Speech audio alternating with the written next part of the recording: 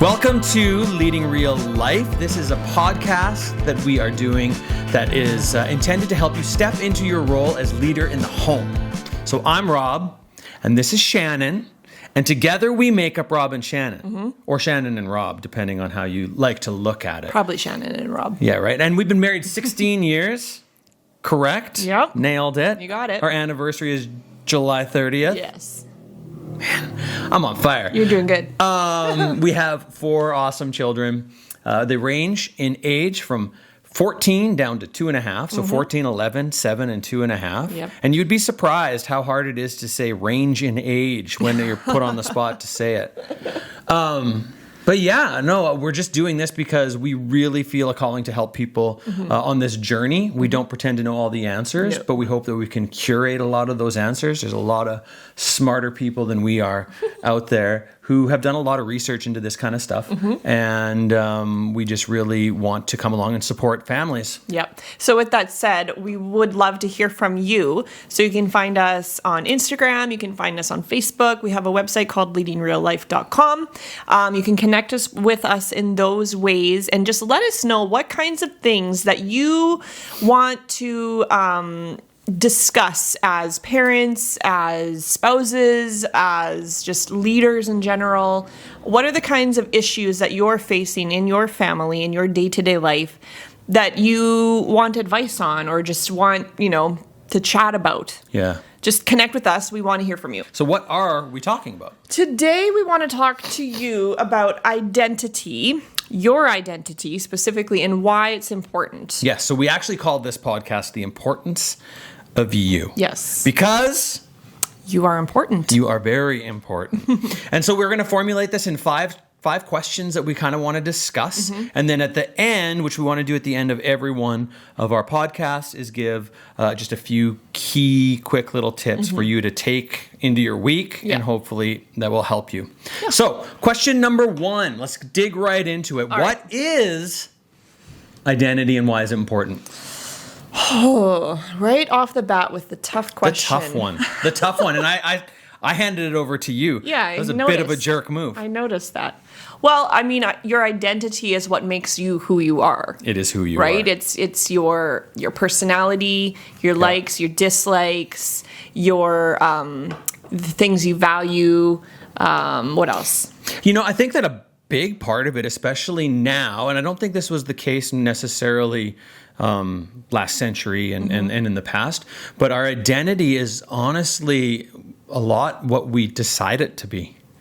Like, I think that it's based around very much who we want to be known as. Yeah, right? yeah. Where, like, if you look at, like, 1942 or 1936, you just were a farmer. Right. Or you just were a mom raising kids. Yeah. Now we have so many options out there. Yeah, we have so many likes and dislikes that we actually have this luxury, right, of being able to almost choose how the world perceives us. It's true.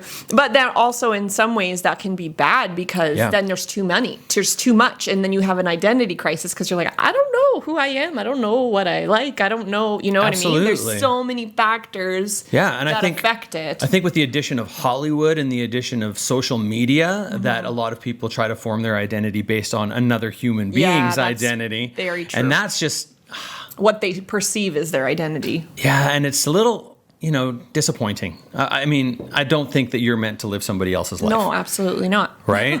So that kind of gets into what we want to talk about with this in, like, what forms your identity, right? So, like, now, like I just said, I think that honestly, media plays a massive role in forming our identity because we do see things that we want to be and we try to be them often. Yeah.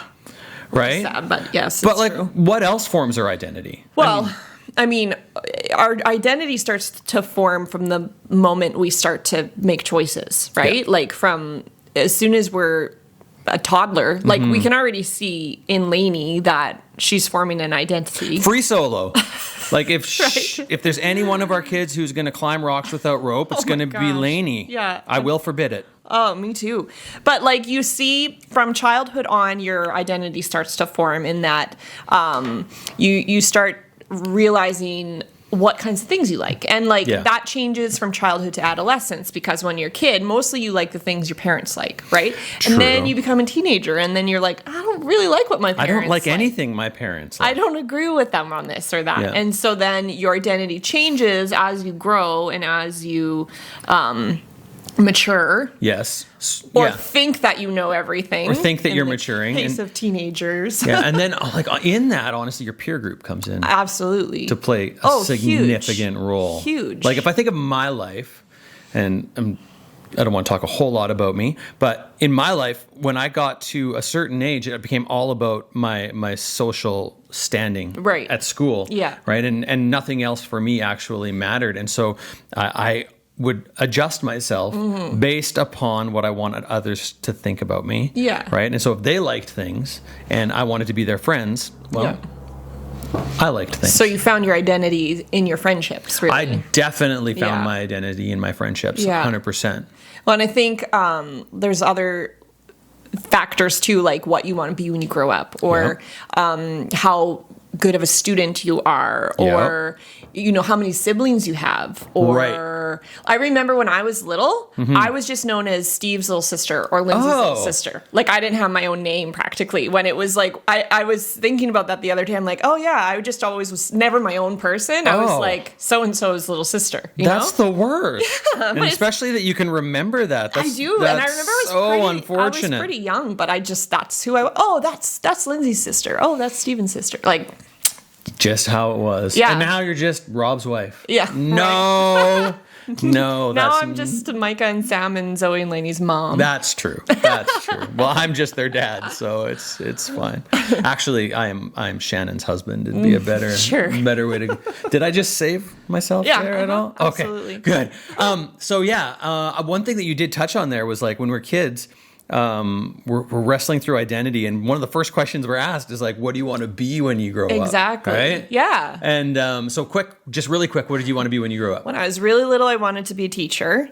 As I became a teenager, I wanted to be a singer. A singer, a folk singer. No, pop singer. A pop. I would never have admitted that though, because pop music was not cool in the 90s, 'Cause right? Pearl Jam was it was cool all in the about 90s. alternative, and I all secretly about Pearl liked pop Jam. music, but would never admit it to anybody. You need to admit Pearl Jam's the best band in the Yeah, universe. Pearl Jam's great. Okay. That's not what I said. Anyways, yes. So you wanted to be a pop singer. Yeah. And you wanted to be Mariah Carey. And both of those things you became. I did not. You did not. That's a little bizarre. Well, it's kind of weird that we put that question on kids. Like, how the heck do they know what they want to be when they grow up? They haven't lived life. It is. It's kind of funny. But still, you're going to ask them because I know. and do you know why? Why? Because it shows us as adults what interests they have as children. Oh, yeah. Do you know can what I see mean? that. But I don't know. Because, like, when I was in kindergarten, I was asked what I was going to be when I grew up. And I was like, a police cop. Right? But, Yeah. like, I didn't have any idea. I had no idea. I didn't No. even watch cop shows when I was in kindergarten. But I think what I meant is that, like, we think that gives us a little yeah, we do. snippet of who they are. If And I we wonder find if out it's what just they one wanna of be. those, like, things we say to make conversation Yeah, with kids. it's just a societal Because we don't know what to say to question. children. Yeah, like, what do you like? What's your favorite color? What do you want to be when you grow up? You know, those are just That's the things. hilarious. So none of it ended up being who you became. No. But it all is still a part of you somehow, if you're honest. Yeah. Like, I mean, maybe not but you do teach. Like right I now, have. we're I've- trying to sort of discuss. Yeah, and I've also taught music in the past. You've taught music I'm and- teaching music now and to our you kids. sing. And I sing. But it just doesn't work out the way that you think. But those things, I guess, are a part of me. They are a part of you. So they actually make up your identity Yeah. still, but they're not. To a degree. Yeah, to a degree. They're not my career. They're that's not my an important passions. factor about identity. Yeah. I think that people do like to say this one thing is my identity. And I think that is unfortunate because when somebody tells me that one thing is their identity, I want to be, but isn't there so much more to you than that? It, right? Like, Right? it's so limiting. It's super like, limiting, right? There's so much more to a human being than just one thing Exactly. to make up your identity, Yeah. right? Like the fact that I write children's books is part of my identity. Yeah. The fact that I'm a pastor is part of my identity. The fact that I'm a bald man is part of my identity. Right. Right? So why is that part of your identity? Because that's how people know you? how Yeah. people describe you? Yeah. He's the bald one. Oh my goodness, I am the bald one, and everybody comes up to me and tells me who I look like. And all I have to say to them is some random bald guy that I've never met, right? And they'll be like, yes. But that is interesting because, I guess our appearance forms part of our identity, maybe not in our minds, but to other people. Well, if we're talking about identity as who you are, then I mean, part of the fact that I'm bald is I could be a 45-year-old dad bald. Right. Like where I have the ring. I could do that. I could have that. I could be rocking that, and I could get rid of this and grow the mustache and look like I'm from an 80s PI, television show. I could do that, and that would be kind of how people saw me, right? So our appearance, whether we want to admit it or not, does come into. I mean, we get dressed and wear certain clothes for a reason, right? And that's true, because how you present yourself, I think, is, and I could be totally way off on this, but I feel like the way you present yourself is part of how you perceive yourself, right? If you don't put any effort in at all, either one, maybe you just don't care. Like, I guess there are some people who just really don't care because they have so many other interests that their appearance doesn't really concern them in any way whatsoever. It can also be a reflection of how you feel. Like maybe if you have really poor self-esteem, you don't put effort in because you feel like, well, what's the point, because I'm this anyways, you know? No, absolutely. That can then definitely play a role. I mean, we have this sort of childhood, we see our identity starting to happen, right? It's forming this way. But what else plays a role, would you say? Like we talked about peers, we talked about likes and dislikes kind of stuff, the whole maturing process. Well, our family, like our parents and our upbringing, would have a huge role in our identity. I mean, I would say specifically when it comes to religion. 100%, and lack of religion, honestly. Like, exactly. It's still a belief system. You might call it a lack of belief system, but it's still what you choose to follow as your kind of ethos for spirituality or lack of it, whatever. 100%. Like, I'm a pastor, so I'm gonna talk Bible here. Bible says that if you raise up your kids in the way that they should go. So saying if you raise your kids up the way that you want them to go and the way that you've been raised to go, that your kids won't run from it and will in fact return to it. So your kids might be off doing something else, but more than likely they're going to return to that thing that they were taught by mom and dad. Right. I mean, of course that doesn't happen every time. Yeah. There's so much nuance in there. That happened with you, right? You were raised in a Christian home, but you left for a long time, but you came back to it. I went to find my identity and I could not find it. Yeah. Like really, I was trying to find out who I was. I was trying to, does money do this? Does money fill this? Yeah. Do relationships fill this? Does a party scene fill this? Like even university, can I fill it there? Like no. Yeah. I couldn't figure it out. So for me, it was coming back and answering the call of God on my life. Yeah. That's me. Yeah, for sure. Right. Well, and aside from just religion too, just sort of the values that your parents raise you with, like whether they're spiritual values or not, like whether your parents instill kindness in you as a young child, or if maybe like you see kids that are bullies, right? Yeah. Where is that coming from? Yeah, usually hurt. Exactly. And so I think that all of the things that you're experiencing from the time you're a young child, good or bad, are going to form your identity. So, a kid who is, mistreated at home, very good chance they're going to grow up and be a bully because they're trying to, gain some control of their life. For sure. Can I give an example of that from my life? Yes. I said I didn't want to talk about myself, but all I'm doing is talking about myself. Sometimes you gotta. Yeah. So when I was in grade, 10, I think, I wrote a story. And at that point, I wasn't known as the best student. Like I said, I was trying to fill my life with social, with a social life. And that's where I was finding my identity. But then I got inspired to write a story and I put a lot into it. And then when I handed it in, the teacher couldn't believe it was from me. So actually accused me of plagiarism, even though I don't know how you accuse somebody of plagiarism based on, plagiarism is all about seeing that there is words that are stolen. Exactly. Right? Or ideas that are stolen. I've read that somewhere else. You stole that from this. Not just I don't believe you. Yeah. Exactly. So that actually formed the way I thought of myself. So I've written a kid's book now, but at like the age of 42, it finally came out. Like I wonder how And I wanted to be a songwriter and I was doing those kind of things, but I never had this belief in myself to actually be any good at it. Yeah. And so I don't know, was that a part of me not stepping into who my identity is now earlier? I would say for sure, because there are those things that people who play significant roles in our life, so teachers, parents, I don't know, coaches, all those kinds of people that are like influential in our life as we're growing up, when they say things like that, they stick with you, whether you think they have or not, and they can really have an impact, good or bad, on how you perceive yourself and how you decide to move forward as you become an adult. Yeah. And I could have handled that two ways. I could have handled it. That could have hit me and been like, well, I'm going to prove to you that I am a good writer. Or I could have, what I did was just, no, forget that. But those kinds of things also, that depends on your personality type. Absolutely. So. Absolutely. And so I'm a 7, just so you know. 7s are pleasure seekers. So that was it was an uncomfortable situation for me. I just wanted to be out of it. Of course. Right? And so I'm not going to put myself back in a situation like that. No, now, exactly. I think it's important, like, just as I say that story, to be gentle with the teacher. I don't think that there was a maliciousness. I just think it was a mistake. I'm sure there wasn't. Right? But to me, what I hear from that is, as an adult, as a parent, I really need to be careful of the things that I say to the kids, because you can say something in passing and think nothing of it, and it's devastated your child, and you don't even realize it. Oh, absolutely. Could you imagine, though, even just a world where people were really, considerate of the words that they spoke anyways? Well, exactly. If we were just a little more aware of what we were saying to people rather than speaking so much out of emotion. Yeah. Right? Exactly. I think we'd be in a better place. So that for sure. Parents are massive.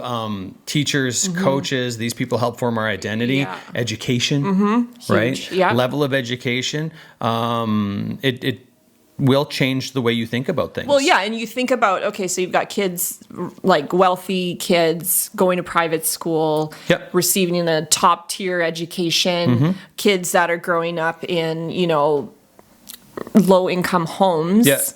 Going to, the school that's closest to their house, right? You go to the school that's in your district. Maybe they have to have a lunch given to them when they get there. Like the level of education you're receiving is very different, and that can really impact your future as well. Yes, absolutely. It can. Just even the resources that you might have at the school to perform the tasks that you're asked to do. Absolutely. Like, it's different when you have a screen that's projecting something. Like, they have giant iPads essentially for teachers in some schools, and other ones don't.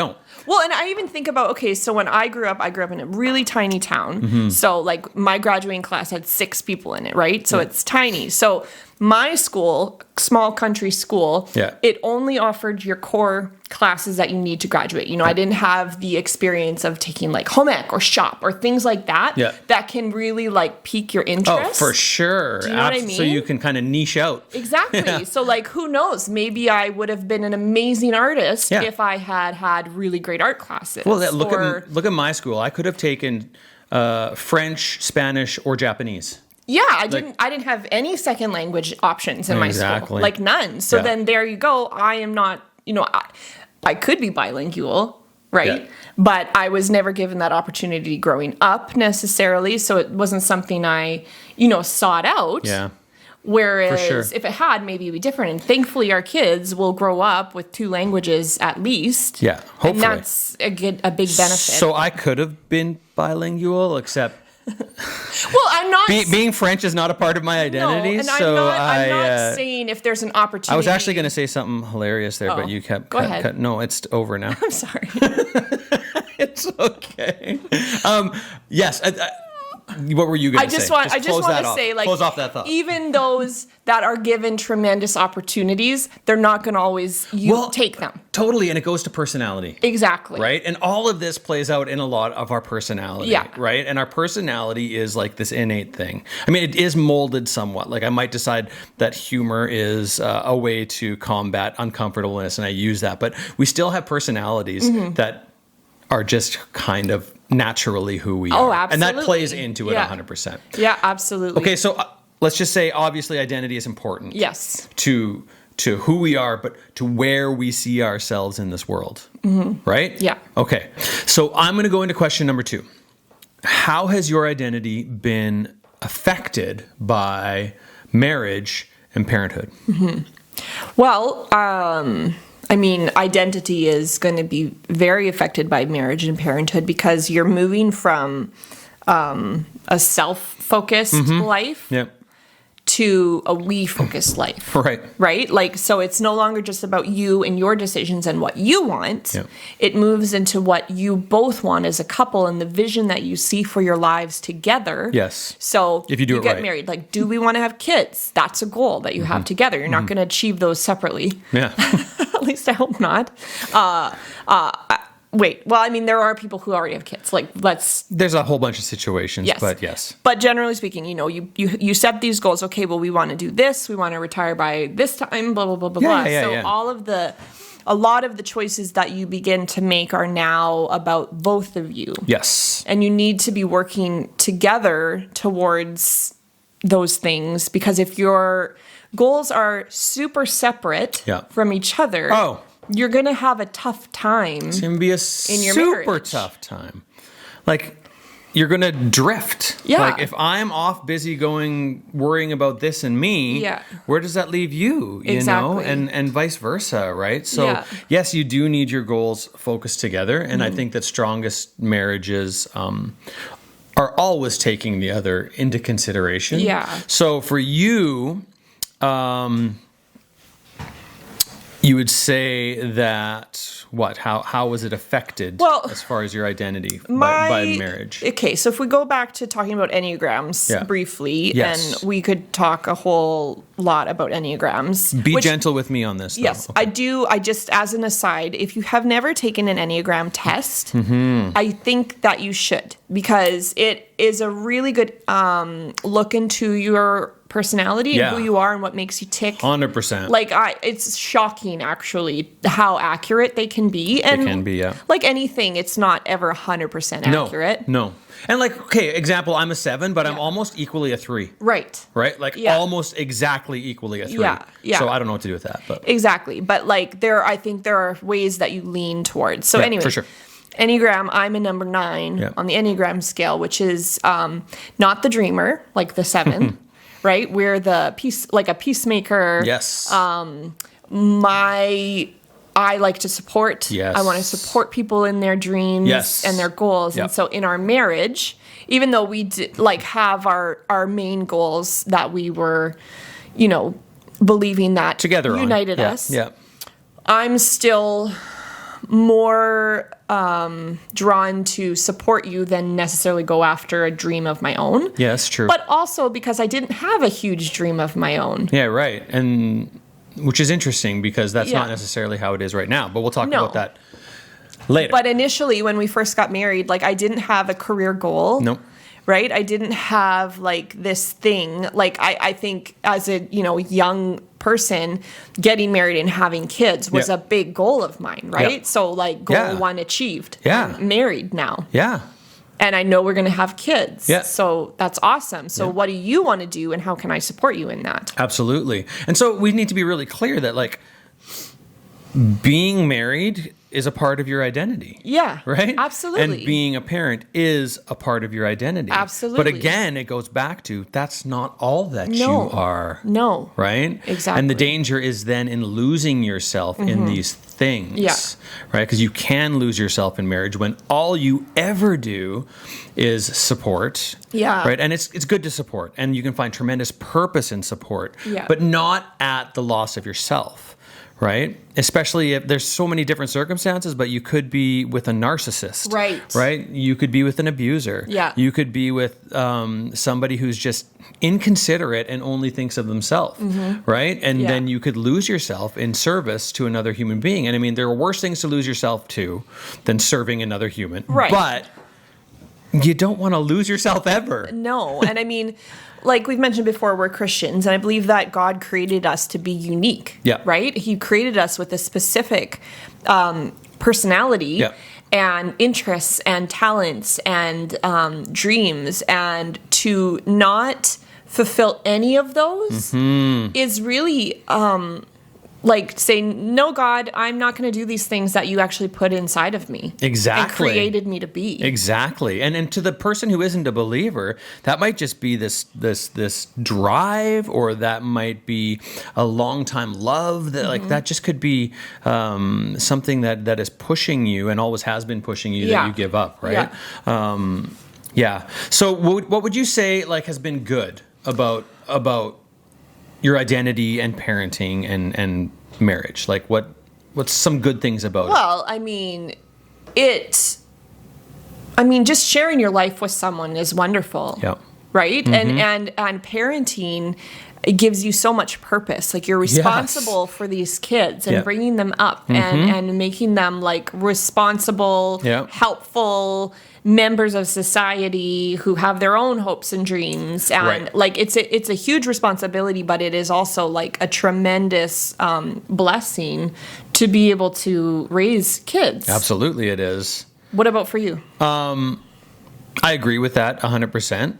I think that for me, it's actually allowed me to gain control over areas of my life that needed control because of other people. Right. Like being able to say, you know what, there's something so much greater than me. And I mean, I have that with the Lord to a degree. Like I'm not good at it. Yeah. Right? Because like I can't just go give Jesus a hug. Right? And for good or bad, that affects me. Right? Yeah. But I can give my kids hugs. Yes. And I can give you a hug. Yeah. And so, like, knowing that you guys are right here, and my first ministry, like, before it is to any other human, is to you guys. And so that has caused me to, stop and say, these decisions I'm making are not good for them. Right. Yeah. Well, getting married and having kids forces you to be less selfish. Yeah. Like if you continue on the path of you and you alone, then you're not going to be a good parent and you're not going to be a good spouse. Like Absolutely. It's going to be really hard anyways. So like forcing yourself to look outside and think of other people before yourself is a positive thing. I think so. And I think that it also has made me more sure of myself, though. Right. Yeah. Right. In the long run, I think I'm more confident in who I am. Yeah. Because I have the support. Yeah. Like I have the support of people who love me. Agreed. But Agreed. Yeah. As most teenage girls do, I struggled with my self-esteem. Yep. But then... and teenage boys. Yeah. Like, as you grow and as you're in a healthy, loving marriage, you start to lose some of those insecurities, I think. Because you're not trying to prove yourself to everybody anymore. And you're not like, because for many, many people, getting married, finding love is a really important goal. Absolutely. So, we all want to be loved. Like until you get that, that's a big part of your life, right? Dating or trying to find a spouse or whatever. Yeah. So once you're married and you don't have to do those things and strive for that anymore, it creates a huge sense of freedom in your life. Oh, 100% it does. Because it's like, I do like pop music. Who cares? I like the Backstreet Boys. Like you lose those things like that me or not for it. When you're younger make you feel like you're not going to be considered cool. Like you just for sure. At least I don't. Maybe some people do, but I don't care anymore. I like what I like and I don't like what I don't like. But like the person I want to impress is you, and you've seen me at my worst. Exactly. So it's like it doesn't matter, and you can make fun of me all you want for liking some Britney Spears songs. It doesn't matter. You know me better than any other human on this planet. Like more than my mom, more than any of my family. You know me the most, and still love me. Of course. And that gives me a confidence that I can go and do these things, and when they don't work out, I still have Shannon. Yeah. So this is awesome. I love it because I think it's really important to know that marriage, parenting is a huge, lovely, amazing part of identity. Yeah. Right. Yes. And it should be. Yes. When it remain in the area, but it shouldn't be all. Right. So what's not Absolutely. so good? Well, I mean, in my case, it can stop you from dreaming for things for yourself, I guess. Yep. And like, I think especially for moms, and I mean, I'm speaking for myself, but I know that there's a lot of moms who feel the same because it's a common discussion amongst mothers. Absolutely. That you lose who you are when you become a mom. Yep. Because so much of your day-to-day life is focused on those kids. You know, from the moment that they're born, you are suddenly now like 24/7 mom. There's no break. Yep. There's no days off. There's no time away that you're not a mom anymore. You know, like when you leave your job, you're hopefully in a healthy job environment, leaving it, right? You come home, you're not thinking about it. I mean, there's always going to be times you think about your job when you're home. But primarily, you separate. Yep. But with, parenthood, and it's same for dads, but it's different levels, right? Like when you're getting up in the middle of the night to breastfeed. Yes, I can't do that. To do all these things, and they require you to live and survive. For sure. Your whole being becomes mom. Yeah. Right? Yeah. And so your purpose is huge. Yes. Because you know that you are responsible for their life. Yeah. But then you start to forget who you are and what you liked. Yeah. Because you don't even necessarily listen to the music you like anymore, right? Yeah. You're putting on kids' music sometimes. For sure. Or you're watching kids shows all the time. Yeah. Or you're like, doing all I don't have time for a bubble bath. Exactly. You're doing all these kid things. And you like, I think a lot of times we don't even realize that we've gotten there. Yeah. Because I remember I was there and I didn't realize it until I went, who am I? Yeah. Like, I don't even know. Mm-hmm. And we'd have this conversation over and over again about, well, what do you want to do? What do you want to be? And I don't know. Mm-hmm. And I think a big part of that was because I couldn't really remember who I was. It's interesting. Yeah.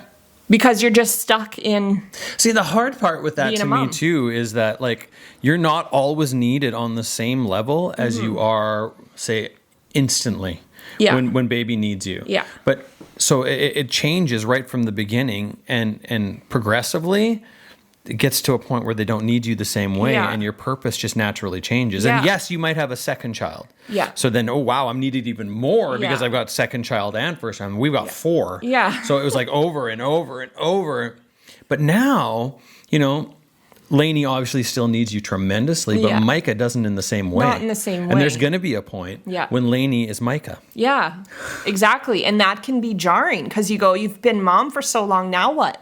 Exactly. I still have the rest of my life to live. Exactly. What am I going to do with it? Yeah, absolutely. And you're still always going to be a parent, but once your kids are gone and left the house, like you've got time. Absolutely. So let's go right into question number 3. And maybe I need to word this differently, but like you have good experience with this, I believe, because you have gone on a journey to find a dream. Right. Right? Like you have. Yeah. And maybe it was some of my pressure, but mostly it was you falling in love with things. Right. Right? I mean, I know I always asked you and it drove you bonkers. Like, what do you want to be when you grow up? But you on your own went and found something that you wanted to do. Why do you think it is important for having a vision for this dream in your life? Yeah. It's a good question. And like moms in general, like, why is it important for them to maintain or return to this vision of a dream in their lives? Well, I mean, I think there's a lot of reasons. And I want to say, like, being a mom is a wonderful thing, right? Like, and it was part of my life's dream to be a mom. And I love being a mom. Yep. But like I said, at some point, they are going to be gone and your mom duties are, much less. So once they're gone, you need something that you're going to do and love and, enjoy. And so I think that we need to give ourselves permissions as moms to start figuring out what that is before they're gone. Oh, but is there a okay, I'm not a mom. Yeah. But is there a bit of you that you think this is selfish? Of course. And I think that's why... That doesn't happen for me. That's why I said you need to give yourself permission to do it. Yeah. Because we thinking about ourselves, doing things for ourselves, doing things we even just enjoy, Yeah. like going out and getting a Starbucks or going shopping alone without the kids is selfish. Yeah, right. Because doing work without the kids for the kids is selfish. yeah, well, because it's like, well, your job is to be there for them 24 hours a day, giving them all their wants and needs. No. And that's not true. No, it's not true. But we I don't know. It's just this sort of underlying thing I think we believe. And there are people who believe that, and I don't want to... Yeah, but the thing is, and... poo-poo on them, but... No, but we do not want to raise entitled, selfish kids. I agree with that. And right? And so it's important for us to have a vision and a dream for our life because our kids need to see that. Yes. Because when we are, we're influencing them and we're showing them, you know, you should have a dream for your life. Like, why would... We've got 3 girls, right? I don't want them growing up thinking that the only thing they can ever be and do is to be a mom. Exactly. I want them to be moms. Because not every woman is made that way. No. And that's good, and it's okay. And there are some really amazing women that are doing fantastic things, right? And have really fulfilling jobs and careers and all this kind of stuff. And so I want them to look up to me and see I can be anything. I can do anything, you know, because if my mom can be a good mom to me and still have dreams and goals and a vision and, you know, be going after a career at this point in her life, I can do that too. 100%. Right? I love that. I also think that what you end up doing for our girls and for our son is teaching them that boundaries are okay. Yes. In probably the greatest relationship that they will have until they're married is their mother relationship. Yeah. You are teaching them that it is right and good to set boundaries. Yes, and absolutely. you're setting boundaries around them. Yeah. And I think that is massively important. Like, I think when we don't set boundaries around our kids, when we think that we have to serve every need that they have, we teach them that it is all right to use people. Yeah, it's true. Right? And I just think that that's so dangerous. And that they deserve to get what they want all the time. Yeah. And that's not real life. No.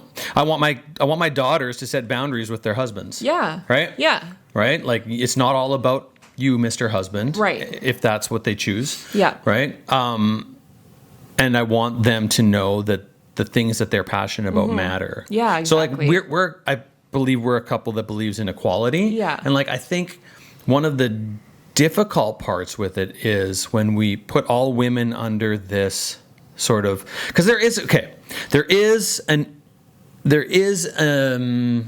a tendency for women to be more nurturing than men, right? Yes. But that is not every woman, No. and that needs to be okay. Yeah. Like, that's where we get to more equality. It's like we don't say about every woman, well, you have to be this nurturing person because that's how women is. If a woman decides that I want to go be a judge, I want to go be an actor, I do want to do these things, and I don't want to be that nurturing person, we have to be okay with that. That's the only way that it's actually equal. Yeah.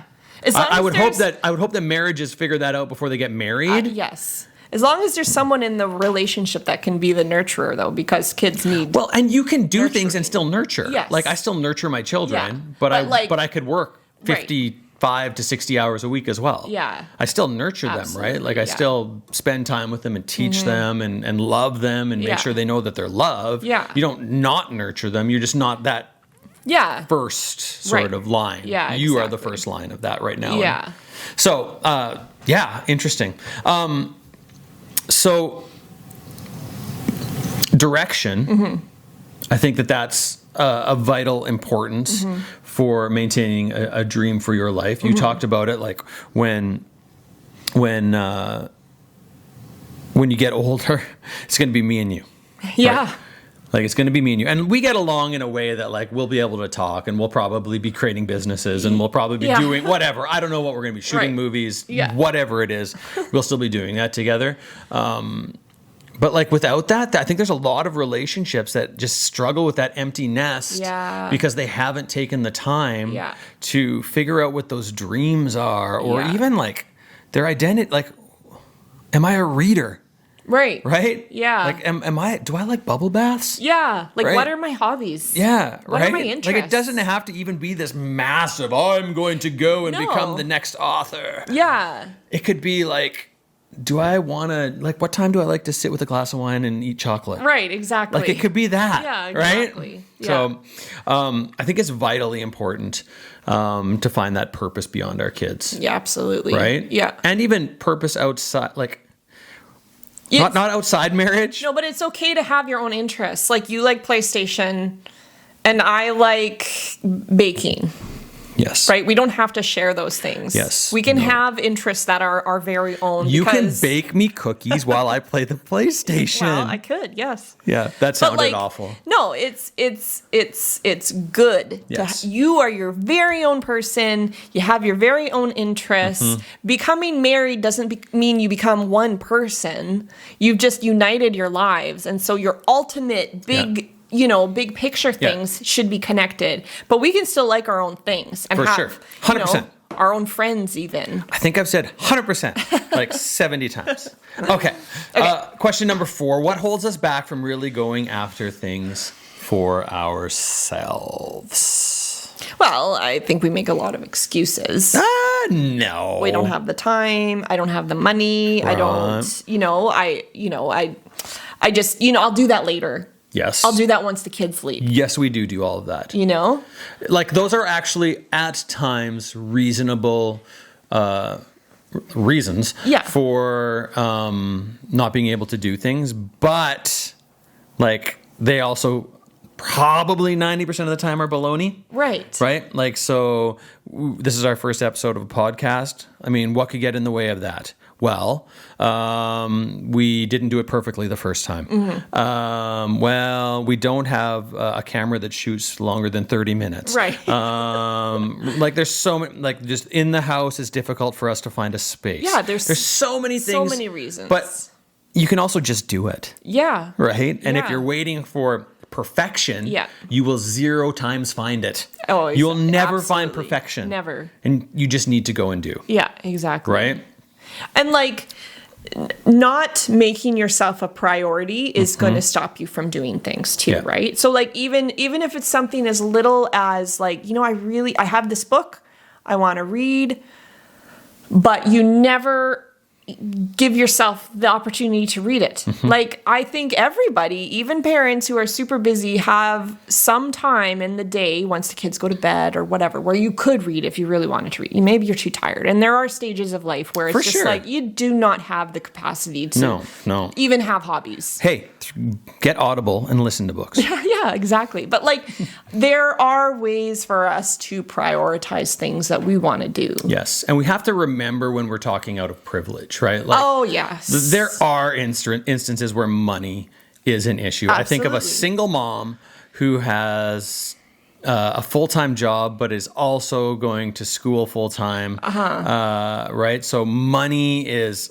difficult to come by because Yes. it all goes to kids and it all goes to tuition and then time. Like there are honestly real situations. Absolutely. And I think that for people who use them as an excuse, watch it. Like, just be careful because that's Yeah. a little bit of entitlement when you're saying that, Oh, yeah.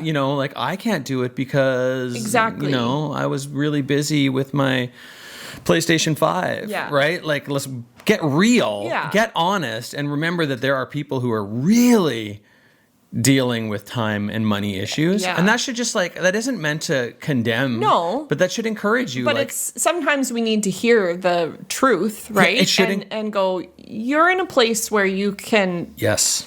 you have You more can opportunity. dream. You can dream. Yeah, You exactly. can dream. You can go after certain things. You can find a hobby. You can do whatever. But I think that there are definitely things that hold us back. Yes. Right? Like kids do take up time. Our jobs, my job takes up a lot of time. Sometimes health does get in the way. Yeah. And then... And for some people, they don't have a support system, right? right. Like you have the single moms of the world who don't have a family support system or anybody around them that they can rely on, right? And so then all of those dreams, it's just not, like you can't. Yeah. Because, And I'd say if those situations, if the dream is a bath, yeah.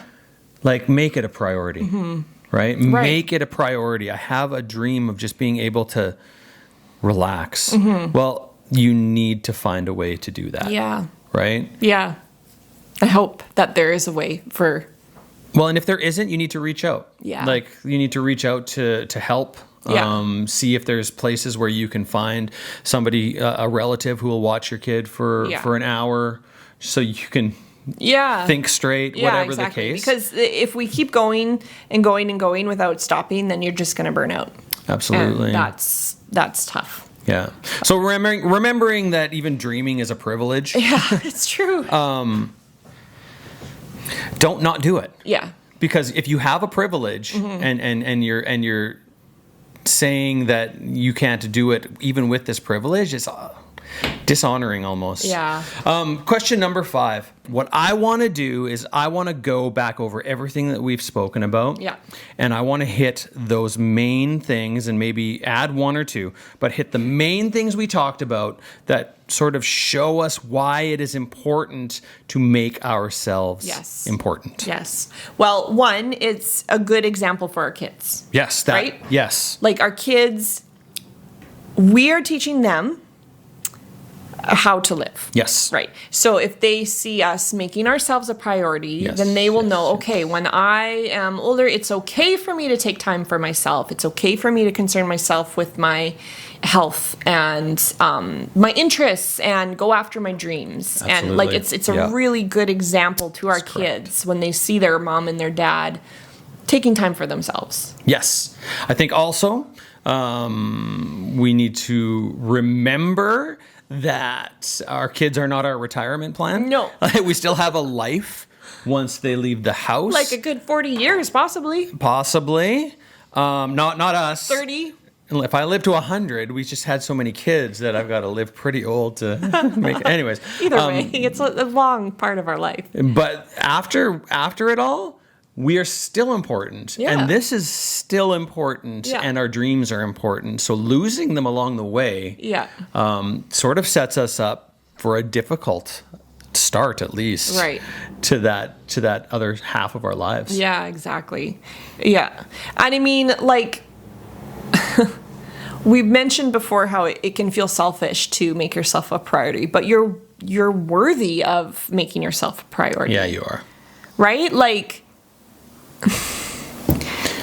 I don't even know how to expand on that. One thing I find difficult in faith, like our faith specifically, is this notion that we can be taught that we're awful. Right. Right? Yeah. And it like somehow it's good and humble to see ourselves as these awful sinners. And like, this just sort of, and sorry for if you're not a believer that I'm going down this road, but it's something I know, so I want to talk about it.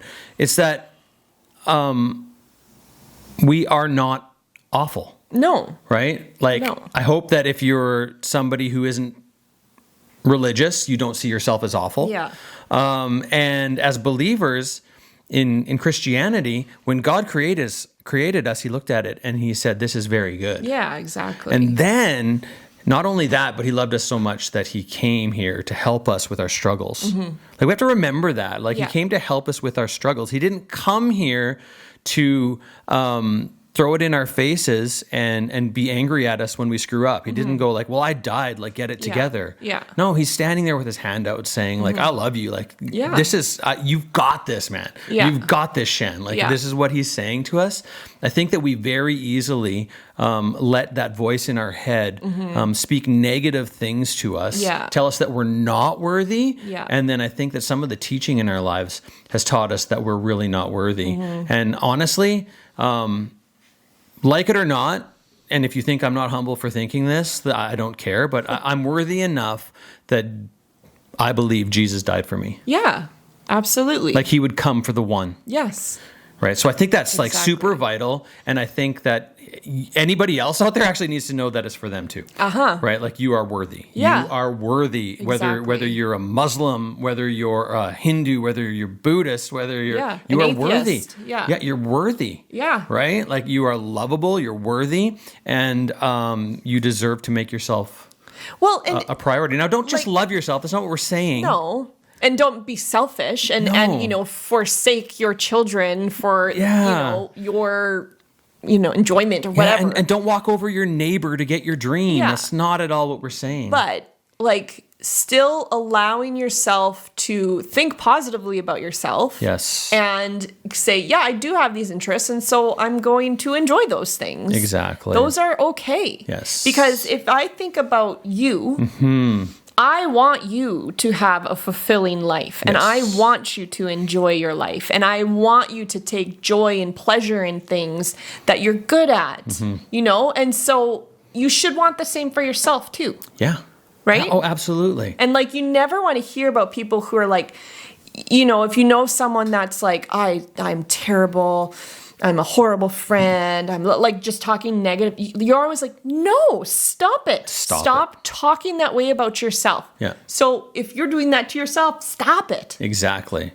And nobody should be teaching you that it's okay to do that. No. And all of this honestly goes to mental and physical health. Absolutely. Because they're so intertwined. Yes. If your mental health is suffering, usually your physical health is suffering, and vice versa. They can play off of each other so powerfully. Yeah. And I think that when you make yourself a priority, again, we're not talking narcissism, and we're not talking at the expense of others. But if you make yourself a priority, say, I do matter, I do need to take care of these things, that you'll be able to thrive a lot more in a lot more areas of your life. What happens then? People around you thrive. Exactly. Right? Yeah. It's hard to be around somebody who is struggling all the time. Absolutely. It's so Doesn't mean we don't hard. love you if you're struggling all the time. No, but it's draining. It's draining. Not just on the people around you, but it's so draining on you. Exactly. Well, and the more you can prioritize your mental and your physical health, the more capacity you actually will have. Absolutely. To serve your family and to serve those around you. Yeah. Because you want to be the best parent you can be, and you want to be the best spouse you can be. Yeah. But you can't be those things if you are crying in a corner because you haven't taken a break in 10 years. And you're burnt out. Exactly. You're burnt out. You cannot be the thing you really want to be if you don't prioritize yourself. Yeah. There's a reason on airplanes they tell you to put the oxygen mask on yourself first. Exactly. Because if you can't breathe, you can't help anyone. No. So in your life, you need to breathe. So we just want to give 3 quick little steps, little tips that we hope you can take and utilize this week to help you prioritize yourself and remember the importance of you. Yeah. So what's number 1? What is your why? Yes. Why? So go back and remind yourself, why did you want to get married? Yep. Why did you want to marry that person? Yep. Why did you want to have kids? Why did you want that job or that career? Why did you begin that hobby? All of the things in your life. Figure out why you chose that path. Yeah. When I was a kid, why did I love salsa dancing so much? Whatever it is, though. Yeah. That's somebody's life. Yeah. And they've lost it. So let me go back there. Why? Yeah. Because if you know your why, then you're going to stick to it. Exactly. Right? Yeah. So, I love that you put that to marriage. Why? Why did you get married? Because that's where you have to return when times are tough. Exactly. And why that person. Yeah. So number 2, I think it is important to learn who you are in community. Yeah. We have a tendency to believe that, and I don't know where this is taught. I think it was probably taught on HBO or something like that. But we were taught you need to separate and fix yourself before you can love anyone. Yeah. Right? I've heard so much. I just need to go away and fix myself. Right. Who by yourself? Yeah. Who's speaking into your life then? Exactly. You're in an echo chamber now. Yeah. And I promise you, if you're anything like me, that voice in your head isn't always nice. Not the best. Or reasonable. Exactly. Right? Do it in community, because in community is where you find out who you really are. Yes. Right? Yes. That's where you find out your weaknesses. That's when you find out your strengths, because you're interacting with people good and bad. Yeah. Right? And if you can find a way to serve people, in a good way. Yeah. Right? Not just not being used by people, No. but giving your talents for the benefit of other people, then you will learn who you are. Big time. Absolutely. And then 3, find something that is just for you. Just for so you. it can be little, like we've mentioned. Go have a bath. Yep. Read a book. Go for a walk on your own to clear your head. Like just find something that you can do, and it doesn't have to be something that takes 5 hours a day. Nope. Like it can be, and again, this is going to depend on what point of life you're at, Yep, right? for sure. When you have a newborn baby, there isn't as much opportunity. No, but find the bath if you can. Exactly. Like take the time when you can to do something for you, to recharge yourself and to just enjoy. Yeah, because I think sometimes we think entertainment is selfish, but like being entertained is a good thing. I have no problem with entertainment. Well, I know, but some people do, and I think moms do. Like, And like, if you need to have a discussion with your spouse, Yeah. About what you need, you need to do that. yeah. Right? Yes. Like just have a discussion and say, look, I just need this thing. Yeah. Don't do it in an accusatory way. No. Like if you come down on them hard, Yeah. they're probably not going to respond well. Right. But if you approach them with I just feel I need. Yeah. If that person's loving you well, they're going to give you what you need. Yeah, exactly. Right? Yeah. So do something just for you. Yes. So good. I loved this discussion. Yeah, it was really good. I also just want to point out that it is okay to go for something big, like Shannon, right. who is now set up to start film school. Oh, I'm so excited. And but that's listen, something big. We've been married for 16 years. It's taken my whole marriage to find something that I was passionate and excited about, aside from, being.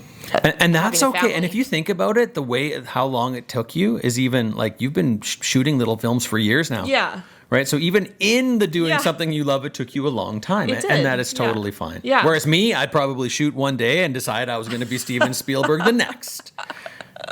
You don't even know how many plans I have for 2022. Oh, So, boy. yeah. I mean, school. I have school. Yeah, you have school. That's one of my things. Yes. Okay. All right. Well, this has been Leading Real Life. We hope that you have enjoyed the discussion. If there's anything that resonated with you, I just encourage you to comment on YouTube, head over to any of our social medias. We're on, what are we on? I can never remember them all. Instagram, Facebook. Those two? We are on Twitter. I can't say I've tweeted anything. I don't tweet. Tweet. Right? yes. And then if you enjoy this podcast, subscribe right away. Yes, because please. we have a bunch right at kickoff, and we would love to just go on this journey with you. We actually want to help. We believe that you can lead your family as well, and we'd love to be a part of that. Have All a right? really good week. Yes. Okay. Bye. Bye. I don't know how you end the podcast. Let's end it with you saying that. Really good. No, I don't know how you end the podcast.